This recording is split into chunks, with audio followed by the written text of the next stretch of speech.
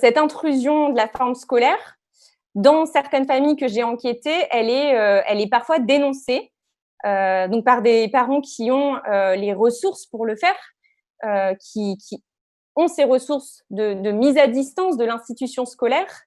Et donc, par exemple, cet entretien que j'ai conduit avec une maman qui ne travaillait pas au moment de l'entretien, qui a 3 enfants et qui me disait, après avoir eu une courte expérience de l'école publique pour ses enfants, quand les enfants vont à l'école, ce n'est pas un enfant qu'on récupère à 4h30, c'est un élève.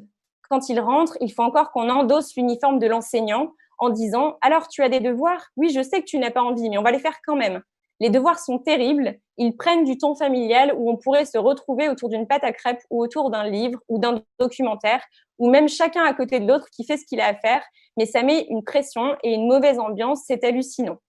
Donc j'imagine que ça, tu pourras y revenir tout à l'heure, Philippe, sur la question des devoirs qui divisent les parents. Certains en veulent absolument et au contraire revendiquent le fait que les enseignants n'en donnent pas assez. D'autres n'en veulent pas du tout. Donc voilà. Et d'autres, au contraire, d'autres parents que j'ai pu enquêter qui ont fait le choix de scolarisation dans des écoles privées hors contrat, labellisées alternatives, vont être à la recherche d'encore plus de coopération avec l'école. Pour eux, ils ont l'impression que finalement, il n'y a pas suffisamment de coopération.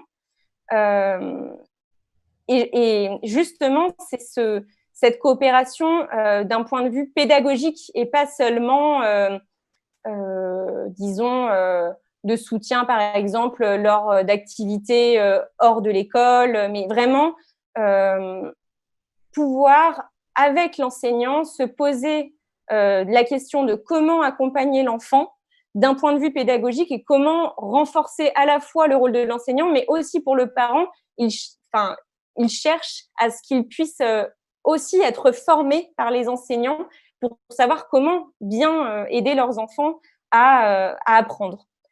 Donc là, par exemple, une maman qui a scolarisé son fils dans une école alternative qui me dit « C'est un énorme boulot pour Fabrice et Élodie. Il y a tant de partage avec les parents, d'échanges.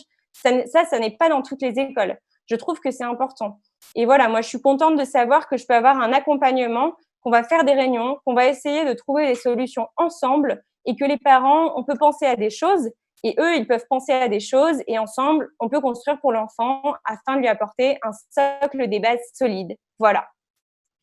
Donc, il y a ces parents qui cherchent davantage de coopération, qui sont plutôt des parents de classe moyenne, voire des parents de classe supérieure, en général, même si j'ai aussi rencontré des parents de classe populaire, tandis que de l'autre côté, d'autres parents, plutôt les parents de classe populaire, sont incités à s'investir davantage. Donc, on a d'un côté des parents qui veulent collaborer, mais selon des modalités qu'ils auraient choisies, ou en tout cas qu'ils auraient choisies de manière plus démocratique, et puis des parents consomment de participer selon des modalités qui sont choisies par l'école.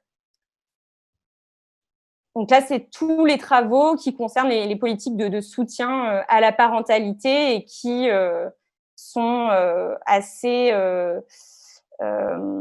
qui montrent que les parents subissent en tout cas les catégories de l'action publique.